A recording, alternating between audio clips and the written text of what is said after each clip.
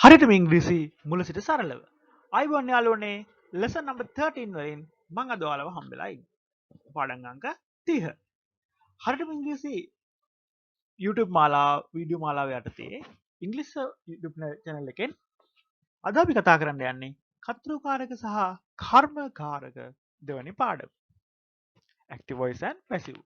අද මම බලාපොරොත්තු වෙනවා යාළුවනේ passive voice කර්මකාරකය අපි අඳුන ගන්න. කර්මකාරක හඳුනා ගැනීමේ මූලික අවස්ථාව අද පාඩම සිට ආරම්භ කරමු. හොඳයි. අපි කතා කරා වගේ active voice passive voice කියලා ආකාර දෙකක් තියෙනවා වාක්‍යයක උක්තය යෙදීම සම්බන්ධයෙන්. ඒකට active voice එහෙම නැත්නම් කර්තෘකාරක කියන්නේ යාළුවනේ වාක්‍යයේ කර්තෘ ක්‍රියාව කරන්න ආලස දක්වන. එතනදී subject එක. subject එක තමයි ප්‍රමුඛ වෙන්නේ. I make a box. මෙතන මේ වාක්‍යයේ I make කියන එක තමයි මූලික වෙලා තියෙන්නේ. මම හදනවා. මොකක්ද හදනවා කියන එක එන්නේ පස්සේ. ඔන්න ඔය විදිහට යෙදෙන වාක්‍ය වලට අපි කියනවා active voice නැත්නම් කර්තෘකාරක වාක්‍ය කියලා.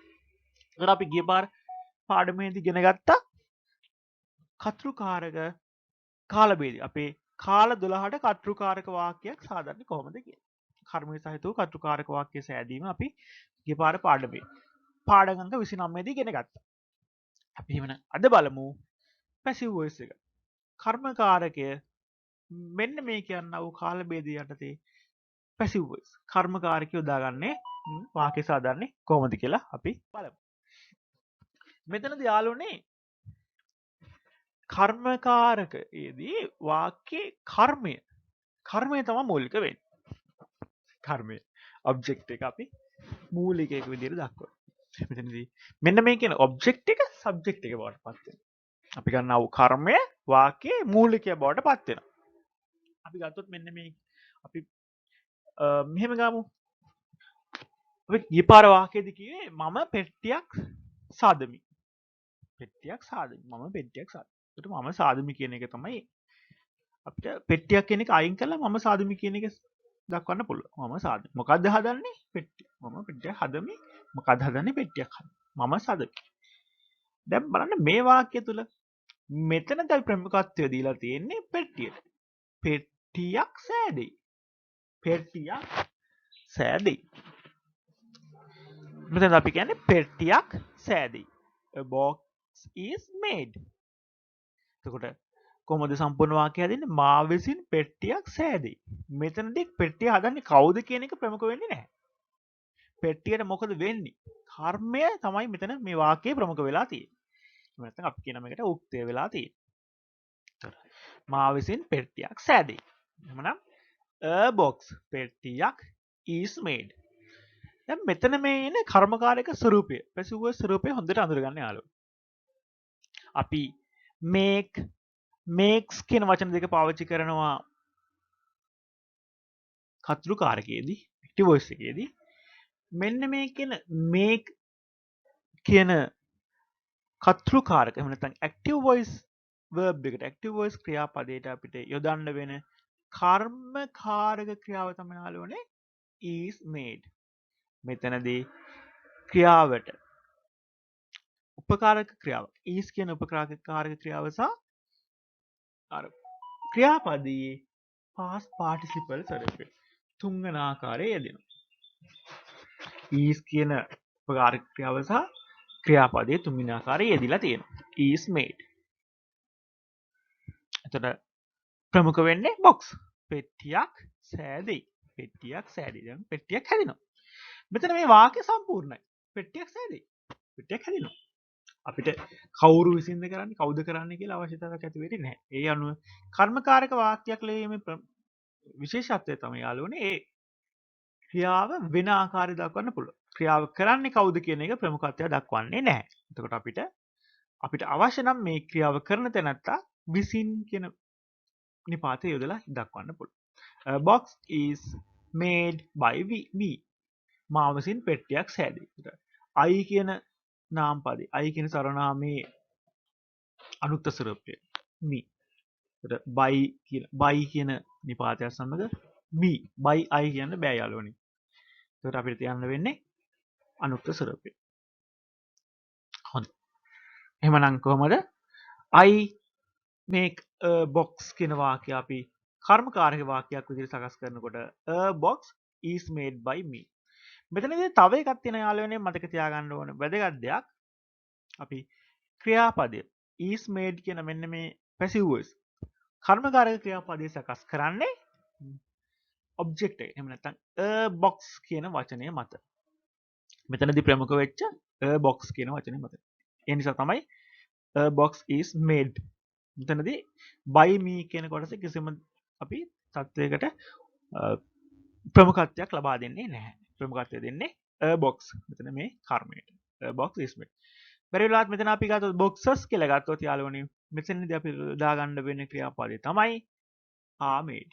Boxes are made. අපි ඒක මේ විදිහට අධ්‍යයනය කරමු. I make a box. මම පෙට්ටියක් හදමි. I make a box. මම පෙට්ටියක් හදනවා. මම සරලව කිව්වොත් මම පෙට්ටියක් හදනවා. එහෙනම් මේක කොහොමද අපි කර්මකාරකයට සකස් කරගන්නේ යාළුවනේ?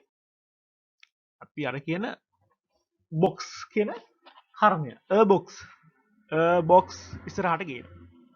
උක්තේ බවට පත් කරනවා. අපි වාක්‍යයේ ක්‍රියාව සිදු කරන්න බවට පත් කරනවා. a box make කියලා තියෙන්නේ. එතකොට make කියන එකේ past participle එක. එහෙම තුන්වෙනි අවස්ථාව made. එතකොට මෙතනදී කතා කරන්නේ අපි box එකක් ගැන. box ඒක වචන. ඒ නිසා අපි මෙතනදී යොදා ගන්න වෙනවා අපිට is කියන උපකාරක ක්‍රියාව. a box is made. අපි අවශ්‍ය නම් ලියන්නත් පුළුවන් නොලියා ඉන්නත් පුළුවන්. a box is made. මෙතන අපි I කියන එක සටහන් කරලා තියෙන නිසා මා විසින් by me කියලා ගත්තා. a box is made by me. එතකොට I make a box කියන active voice වාක්‍යයේ I make a box කියන active voice sentence එකේ passive voice එක වෙන්නේ යාළුවනේ a box is made by me. මෙතනදී අපි is made කියලා දාගෙන තියෙන්නේ a box කියන එක ඒක වචන singular නිසා. හොඳයි අපි එහෙමනම් බලමු a boy දාගෙන. a boy makes a box. a boy makes a box. මොකද තේරුම? පිරිමි ළමයෙක් පෙට්ටියක් හදයි. පිරිමි ළමයෙක් පෙට්ටියක් හදනවා. දැන් පළවෙනි වාක්‍යය තුල අපි කතා කරේ මම පෙට්ටියක් හදනවා. දෙවෙනි අවස්ථාව තුල පිරිමි ළමයෙක් පෙට්ටියක් හදනවා. a boy makes a box. එතකොට අපිට යෙදෙන ක්‍රියාපද දෙක make මේ අවස්ථාවේදී makes. නමුත් ඒකේ passive voice කර්මකාරකයක එන යාළුවනේ a box is made by a boy. a box පෙට්ටියක් is made. පෙට්ටියක් හැදෙනවා by a boy. පිරිමි ළමයෙක් විසින් by a boy. මෙතනදී වාක්‍යයේ මූලිකයා උක්තේ බවට පත් වෙලා තියෙන්නේ box a box. එතකොට අපිට දෙන්න ඕන ක්‍රියාපදය වෙන්නේ is made. උපකාරක ක්‍රියාව is made. මෙතනදී අපිට වෙනසක් දක්වන්න ලැබෙනවා I make a box කිව්වත් a boy makes a box කිව්වත් මෙතනදී අපිට ලැබිලා තියෙන passive voice කර්මකාරක වාක්‍යයේ ක්‍රියාව වෙන්නේ යාළුවනේ is made ම තමයි. a box is made. ඇයි ඒ මෙතනදී උක්තය වෙන්නේ තව වාක්‍යයේ ප්‍රමුඛයා වෙන්නේ a box කියන එක නිසා. පෙට්ටියක් හැදෙනවා. මා විසින් පෙට්ටියක් හැදෙනවා. පිරිමි ළමයෙක් විසින් පෙට්ටියක් හැදෙනවා. හොඳයි. අපි බලමු එහෙනම් මේක බහුවචනේ. a boy makes boxes. දැන් මෙතන පිරිමි ළමයෙක් පෙට්ටි හදනවා. පෙට්ටි ගොඩක් හදනවා. පිරිමි ළමයෙක් පෙට්ටි හදනවා. පිරිමි ළමයෙක් පෙට්ටි ගොඩක්. එහෙමනම් කොහොමද අපි පෙට්ටි ගොඩක් හැදෙනවා? පිරිමි ළමයෙකු විසින් පෙට්ටි ගොඩක් හැදෙනවා. එතකොට boxes කියන බහුවචනේ අපිට මෙතන යොදා ගන්න පුළුවන්. එතකොට අලෝනේ the කියන ආටිකල් එක. the කියන එක ආටිකල් එක අත්‍යවශ්‍ය වෙන්නේ නැහැ. the boxes කියලා දාන්නත් පුළුවන්. නමුත් නොදා ලියන්නත් පුළුවන්. Boxes are made by a boy. Boxes are made by a boy. Boxes නතර අපි යොදාගන්නේ බහුවචනයක්. එතකොට is made කියලා තමයි අපි ඒක වචනේදී යොදාගත්තේ. බහුවචනයේදී are made. මෙතනදී ආලනේ a boy කියන එක ඒක වචනය නිසා is made කියලා යොදා ගන්නවා කියලා මතක තියාගන්න එපා. එහෙම දෙයක් වෙන්නේ නැහැ. වැරදි. යොදන්න ඕනේ කර්මය. අපේ කතෘකාරක වාක්‍යයේ කර්මය. අපි මෙතනදී උක්තේ බවට පත් කර ගන්නා වූ කර්මය. Boxes are made. පෙට්ටි හැදෙයි. කවුරු විසින්ද? by a boy. පිරිමි ළමයෙකු විසින්. හොඳයි. අපිට ඔන්න ඔය විදිහට කතෘකාරක වාක්‍ය කර්මකාරක වාක්‍යයක් බවට පත් කර ගන්න පුළුවන්.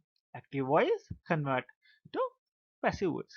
This is the way that we are doing what active voice converted to passive voice. දැන් යාළුවනේ මම සමහර අවස්ථාවල විස්තර කරන එක ඉංග්‍රීසියෙන් කරන්න try උත්සාහ කරන්නේ ටික ටික කතා කරන එක වැඩි කරනවා ඉංග්‍රීසියෙන්.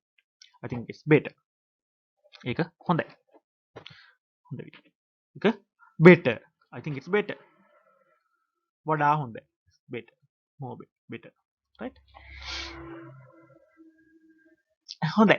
අපි බලමු එහෙනම් තවදුරටත් මෙන්න මේ කියන passive voice එක ගැන. දැන් අපි කතා කරනවා වර්තමාන කාල එහෙම නැත්නම් අපි ගමු ඉස්සල්ලාම සරල වර්තමාන කාලයේදී කොහොමද අපි මේ කියන passive voice එක සකස් කරගන්නේ කියලා. අපි කතා කරපු උදාහරණයක් දැක්කා වගේ යාළුවනේ makes කියන හැදුවා එහෙම නැත්නම් හදනවා සරල වර්තමානයේදී හදනවා කියන ක්‍රියාපදයට එක්ක කොහොමද අපි passive voice එක ගන්නෙ is එහෙම නැත්නම් are made කියලා.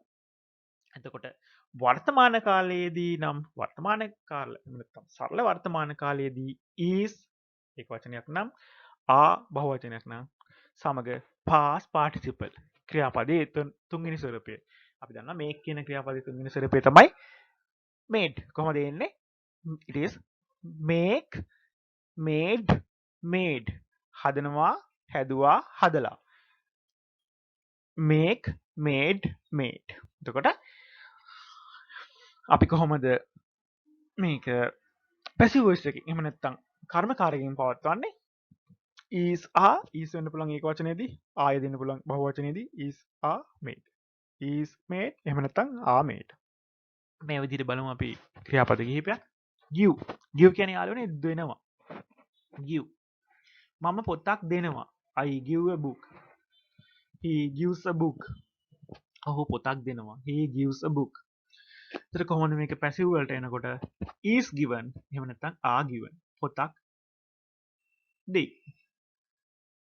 එතකොට කොහොමද අපි මේක passive voice එහෙම නැත්නම් කර්මකාරයෙන් ඉලද a book is given පොතක් දුන්නා. පොතක් දෙනවා. පොතක් දෙනවා. පොතක් දෙනවා. මා විසින් පොතක් දෙනු ලැබේ කියලා අපි සිංහලෙන් කරා. පොතක් දෙනවා. මා විසින් පොතක් දෙනු ලැබේ. ඒකට අපිට කවුද දෙන්නේ කියලා අත්‍යවශ්‍ය නැහැ. ඒකට අපි මොකද කියන්නේ? පොතක් දෙනු ලැබේ. පොතක් දෙනු ලැබේ. හරි. do කියන්නේ යාළුවනේ කරනවා. do කියන එක ඒක වචනේ does do does. කොහොමද passive voice කර්මකාරකයෙන් ලියද්දී is are done. is done එහෙම නැත්නම් බහුව වචනයක් කියදිනවා නම් are done. hide කියන්නේ හැංගෙනවා. හංගනවා. හංගනවා. hide. hide and seek කියන්නේ හැංගිමුත් තසෙල්ල. hide. hide ඒක වචනේ hides. තුන්වෙනි අවස්ථාව වෙන past participle අවස්ථාව hidden. එතකොට is hidden එහෙම නැත්නම් බහුව වචනේදී are hidden කියලා යදිනවා. keep කියන්නේ යාළුවනේ තබා ගන්නවා. keep. I keep a book. I keep a pen. Sunil keeps a pen. Sunil පෑනක් තබා ගන්න ඉන්නවා. Sunil පෑනක් තියෙනවා. Sunil keeps a pen. කොහොමද අපි මේක පෑනක් තබනු ලැබේ? Sunil විසින් පෑනක් තබනු ලැබේ. A pen is kept by Sunil. A pen is kept by Sunil. ඔන්න ඔය විදිහට අපිට passive voice එක කර්මකාරක සඳහන් කරන්න පුළුවන්. read. read කියන්නේ කියනවා.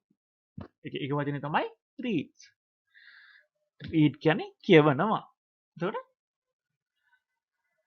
නිමල් පොතක් කියවනවා. Nimal reads a book. Nimal reads a book. අපි කොහොමද මේක passive voice එහෙම නැත්නම් කර්මකාරකයට ලක් කරන්නේ? කර්මකාරයට අපි හරවගන්නේ කොහොමද? පොතක් කියවෙයි. නිමල් විසින් පොතක් කියවෙයි. A book is read by Nimal. නනා read, read, read කියලා තමයි අපි read කියන ක්‍රියාපදයේ අවස්ථා තුන කියවෙන්නේ. නමුත් මේ read කියන එක ලියන්නේ ඒ අකුරු සමානයි. නමුත් උච්චාරණයේදී අපි read කියලා කියන්න ඕනේ. හොඳයි යාළුවනි. ඊළඟට බලමු win. win කියන්නේ ජයග්‍රහණය කරනවා. අපි හිතමු කවුද? අපි ලීලා මොකක් හරි තරගයක් ජයග්‍රහණය කරනවා. ලීලා wins the competition. ලීලා wins the competition. ලීලා තරගය ජයග්‍රහණය කරනවා. ලීලා wins the competition. How we can convert into passive voice? අපි කොහොමද මේක කර්මකාරක කරන්නේ? How we can convert to passive voice? We will learn these questions. මේ ප්‍රශ්න හදන විදිය ඊළඟ පාඩමෙන් අපි කතා කරමු ප්‍රශ්න හදන විදිය. බලමු ඒක කොහොමද වෙන්නේ කියලා. wins. අපි කිව්වා ලීලා wins the competition. කොහොමද මෙතනදී අපි ගන්න ඔබ්ජෙක්ට් එක ඉස්සරහට. ඔබ්ජෙක්ට් එක උක්තේ බවට පත් වෙනවා. ඔබ්ජෙක්ට් එක කියලා object will convert to subject මෙතනද නේද? වාක්‍ය ක්‍රියාව කරන තැනත් බවට පත් වෙනවා. කොහොමද අපි එතකොට කියන්නේ? The competition තරගය the competition නම් තරගය කියන්නේ ඒක වචන. එතකොට is කියන එක තමයි යොදාගන්නේ. The competition is won. The competition is won. තරගය ජයග්‍රහණය කරනවා. නැත්නම් තරගය ජයග්‍රහණය කෙරෙයි. තරගය ජයග්‍රහණය කරනු ලැබේ. අපි සිංහලදී මේ විදිහට කෙරෙයි එහෙම නැත්නම් කරනු ලැබෙයි කියලා කියනවා. එතකොට මේ විදිහට වාක්‍ය ලියපුවම අපිට ඒ ජයග්‍රහණය කරේ කවුද කියලා විශේෂයෙන් කියන්න අවශ්‍යතාවයක් නැහැ. අපිට අවශ්‍ය නම් මේක දාන්නත් පුළුවන්. කොහොමද අපි කියන්නේ? The competition is won ඊළඟට by Leela. The competition is won by Leela. කොහොමද යාළුවනේ අපි මේ වාක්‍ය කතෘකාරකය සහ කර්මකාරය දක්වන්නේ? Leela wins the competition. Leela wins the competition. Leela wins the competition. passive voice වෙනකොට the competition is won by Leela. The competition is won by Leela.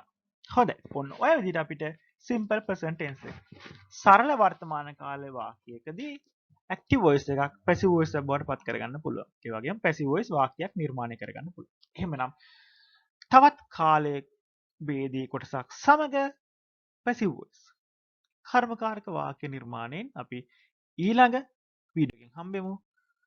බොහොම ස්තුතියි. මම ඉංග්‍රීසි YouTube නාලිකාවෙන්. Thank you very much.